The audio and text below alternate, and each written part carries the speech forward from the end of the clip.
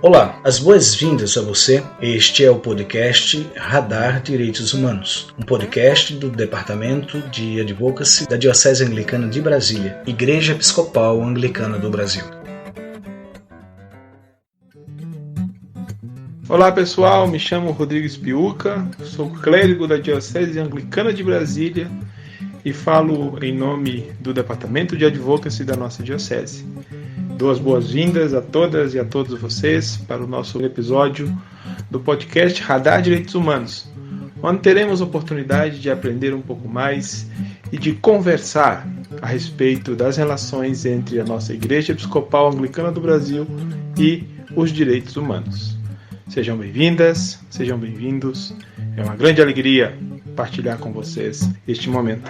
Estamos hoje recebendo aqui no podcast Radar Direitos Humanos o Marcelo Barros, que é monge beneditino, é teólogo, é escritor e é assessor de movimentos sociais e das comunidades eclesiais de base. Seja bem-vindo, Marcelo, é uma alegria tê-lo aqui conosco. Uma grande alegria para mim também.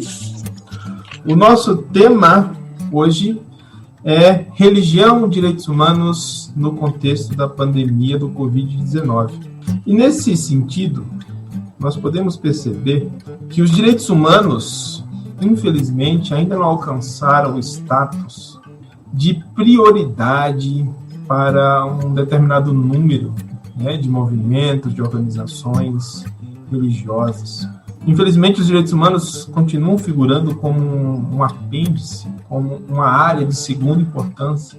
E eu gostaria de saber, monge Marcelo, por que os direitos humanos ainda não assumiram o status de prioridade no contexto dos movimentos, das organizações religiosas? Acredito que a razão principal é que as igrejas se veem como instituições religiosas e ainda dividem o mundo entre sagrado e profano, entre espiritual e material, entre aquilo que é de Deus e aquilo que é dos homens. E aí, os direitos humanos não fazem parte do mundo religioso, não está dentro dos livros litúrgicos, não é assunto de oração diretamente. No cristianismo tradicional, esse assunto não existe essa sensibilidade. Como direitos humanos é um assunto que a humanidade despertou para isso praticamente no século XX, pelo menos com essa formulação, as religiões que são mais antigas se mostraram como indiferentes. É muito estranho, porque o cristianismo, você sabe, assumiu o nome de igrejas. E a palavra igreja em grego era um nome que o Império Romano dava às assembleias legislativas. Seria, hoje em dia, a Câmara de Vereadores de uma cidade. Então, quando eu digo eu sou de uma tradição cultual, por exemplo, eu tenho um culto afro-brasileiro, é uma religião cultual. Agora, quando eu digo eu sou de uma igreja, a palavra igreja seria assembleia em grego. Significa que eu sou de uma associação que junta gente. E, portanto, a questão dos direitos seria uma coisa prioritária para igrejas. É impressionante como o cristianismo, que começou por ser igreja, se tornou templo. E parece que igrejas, a dimensão eclesial, a dimensão comunitária, a dimensão de assembleia, que traduz a palavra grega igreja, hoje em dia é usada para sindicato, para associação social, embora seja o nome de uma igreja pentecostal, Assembleia de Deus, mas na prática não parece pensar numa assembleia humana. Falta essa dimensão. A gente tem que recuperar isso. O senhor é professor de Sagradas Escrituras, professor de Bíblia, trabalha com as Sagradas Escrituras. E como nós poderíamos utilizar uma leitura da Bíblia para promover ou para fundamentar esse dever das igrejas de promover e fortalecer uma cultura de direitos humanos? A Bíblia é a revelação de um Deus que veio ao mundo e se comunicou conosco, não para falar dele, mas para falar de nós. A Bíblia, eu tenho amigos meus que são de outras religiões que me dizem assim, interessante, quando eu olho as tradições budistas e as escrituras budistas, eu acho escritos muito espirituais. Quando eu olho o livro das revelações e dos ensinamentos do fundador da fé Bahá'í, eu acho muito espiritual. Mas quando eu olho a Bíblia, eu encontro lá histórias e discursos, textos muito sociais, muito políticos, mas não vejo aquilo muito religioso. Tem gente que diz isso, porque, de fato, Deus se revela à medida que ele trata do mundo, que ele quer que eu cuide da vida. E no profeta Jeremias, o nome de Deus é Deus, nossa justiça. A justiça é um nome próprio de Deus. Ele não é só um atributo de Deus, não é só que você diz Deus é justo, mas Deus é justiça. O Pedro Casaldáliga, bispo católico, que partiu há poucos meses, está no céu, ele dizia, quando eu digo Deus, eu digo justiça. Quando eu digo Deus, eu digo imediatamente direitos. Embora toda pessoa que diz direito e justiça não pensa em Deus, é impossível falar e promover direito e justiça sem estar em Deus, porque Deus é amor. Infelizmente, nem todo mundo que diz Deus traduz por justiça e direito. Vivemos atualmente um contexto de grave crise sanitária, de proporções mundiais, da pandemia do coronavírus.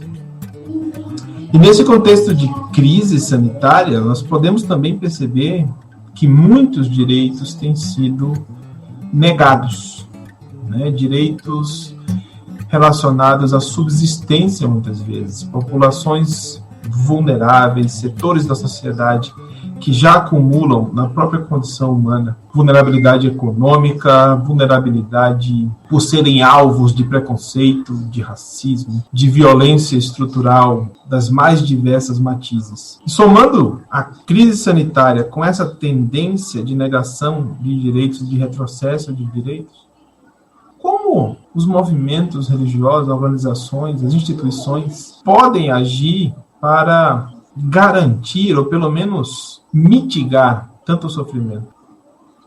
Eu penso, Rodrigo, que a primeira coisa seria deslegitimar as pessoas que usam o nome de Deus para o que não presta, que usam o nome de Deus para oprimir, para fazer bancada da Bíblia, da bala, do latifúndio do boi, em nome de Deus. Igrejas que hoje estão aí dizendo que o culto é essencial e que as pessoas devem aglomerar-se nos cultos que Deus protege, porque eles estão preocupados não com as pessoas e sim com o cofre, com os dízimos. Então, a primeira coisa que a igreja deve colaborar na pandemia é deslegitimar isso. É em todas as igrejas haver um movimento que diga isso não nos representa, isso não é cristão, este não é o Deus da nossa fé. Me parece que essa é a primeira coisa. A segunda é a palavra que Deus disse a Caim na Bíblia, onde está o teu irmão? O que é que você fez do seu irmão? Para encontrar Deus é preciso primeiro cuidar do outro. Se eu não cuido do outro,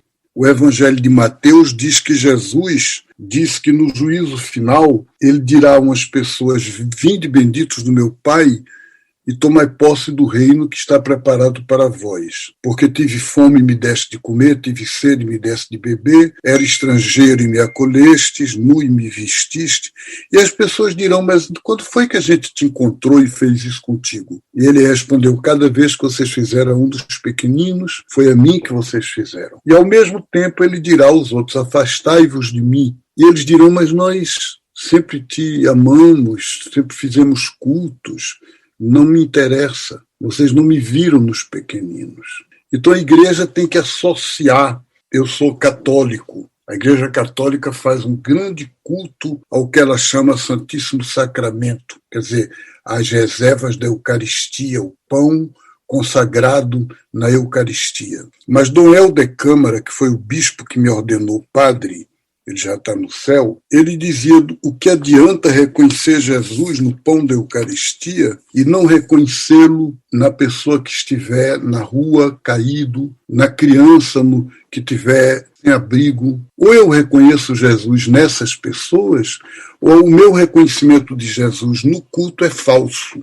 Se a igreja, todas as igrejas insistissem nisso e tivessem regras sérias sobre isso, eu acredito que essa sensibilidade mudaria. Porque quando você me diz que na pandemia se diz que talvez praticamente 20 milhões de brasileiros estão vivendo insegurança alimentar, mas ao mesmo tempo as pesquisas revelam que os mais ricos, a elite, 1% dos brasileiros, tiveram seus lucros triplicados nessa pandemia. Quem vive de álcool, quem tem indústria de álcool, quintuplicou o que recebia, o que ganhava. Quem está em hospitais, quem tem clínicas, todo esse mundo de gente ganhou muito, muito, muito, muito. Qual é o escândalo? O escândalo é que muitas dessas pessoas que enriquecem à custa da morte dos outros são religiosos, são empresários e empresárias da igreja. E a igreja não diz a eles que uma coisa tem a ver com a outra. Parece que não tem nada a ver. Nos Estados Unidos, tanto cardeais católicos como pastores evangélicos apoiavam a guerra do Iraque, apoiaram as campanhas dos Estados Unidos contra os países da América Latina, provocam a fome do povo da Venezuela, porque eles fazem o bloqueio econômico. Quantos cubanos morreram por falta de remédios, dos elementos fundamentais para a produção de remédios, porque os Estados Unidos não deixaram o navio entrar no porto. Governos cristãos, governos que vão para a missa, que vão para o culto evangélico todo domingo. Vai continuar assim? O que é que adianta você dar não sei quantos R$1.000 de esmola, se por outro lado você está dando com essa mão de cá você está matando? Então o que a igreja tem que fazer é mostrar que Deus quer justiça, que sem justiça não se pode adorá-lo, que a condição para ser cristão é entrar do lado da justiça, não há outra coisa. E se nós realmente entendemos que a condição para ser cristão é estar ao lado da justiça, a justiça também nos remete à percepção da necessidade de garantia de direitos. Aí a pergunta que resta para nós tentarmos responder é: qual é o papel ou qual é a relevância da religião institucionalizada na promoção e concretização dos direitos humanos? A sua pergunta pode ser entendida de duas formas. A primeira é qual é no sentido de qual está sendo, e a outra é qual é no sentido de qual deve ser. Qual está sendo, infelizmente, ainda pouco. Quer dizer, dizem que o cristianismo favoreceu os direitos, por exemplo, de promoção da mulher e de igualdade entre a mulher e o homem nesses 21 séculos cristãos. Pode ser. Talvez pelo menos mais do que a cultura, por exemplo, islâmica ou outras, né? Mas é muito pouco. Qual é ou qual está sendo ainda é muito pouco. O cristianismo na América Latina legitimou a escravidão negra, legitimou o massacre dos povos indígenas e legitimou coisas muito sérias. O Brasil é o terceiro país do mundo em desigualdades sociais e, ao mesmo tempo, se dizia é o maior país católico do mundo. Isso é lenda, mas não deixa de dizer uma orientação que é bom ter. Agora, qual deve ser? Eu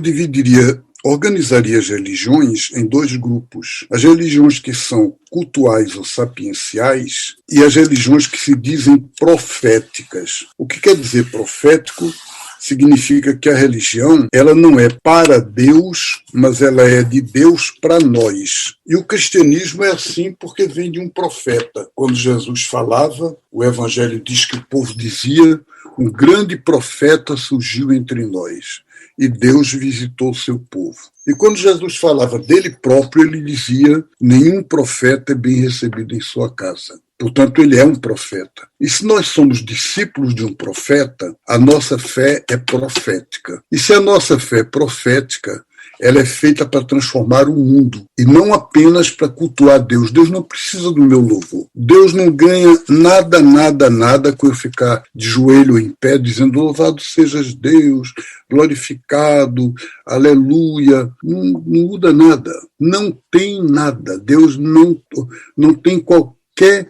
É inútil imaginar que a oração, Deus precise dela. Agora, Deus fez o mundo, Deus criou a nós todos, Deus ama todos. Se você é pai, que adiantaria eu chegar para você e lhe elogiar e lhe bajular e você me visse maltratando seus filhos? Então, se eu quiser ser seu amigo, a primeira coisa que eu devo fazer é tratar bem suas crianças, ou não? Essa é a minha experiência concreta, até de relação humana. Eu morava em Goiás e tinha um grupo de evangélicos pentecostais que me encontravam na rua quando eu saía à tarde para caminhar e eles estavam voltando do culto. E eu os cumprimentava e eles nunca me respondiam.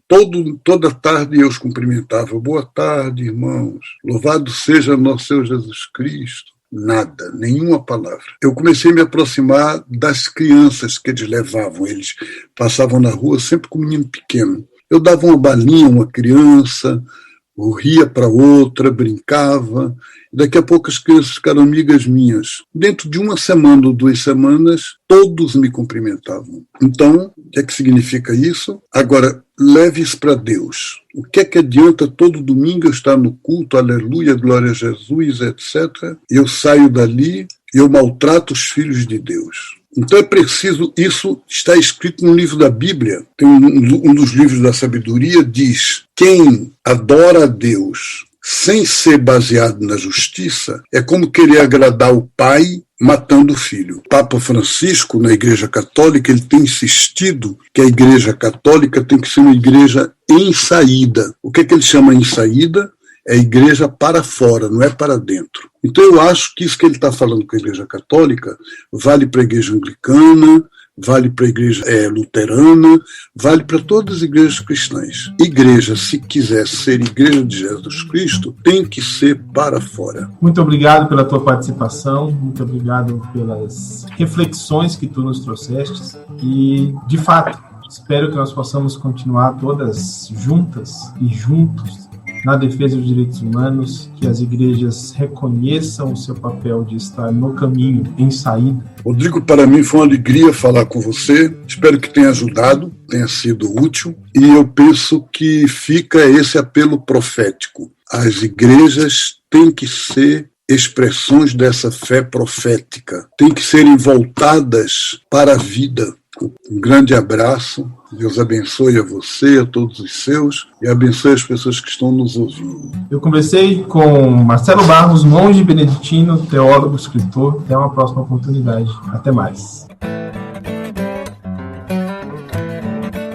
E é isso por hoje, pessoal. Fiquemos na paz e até a semana que vem.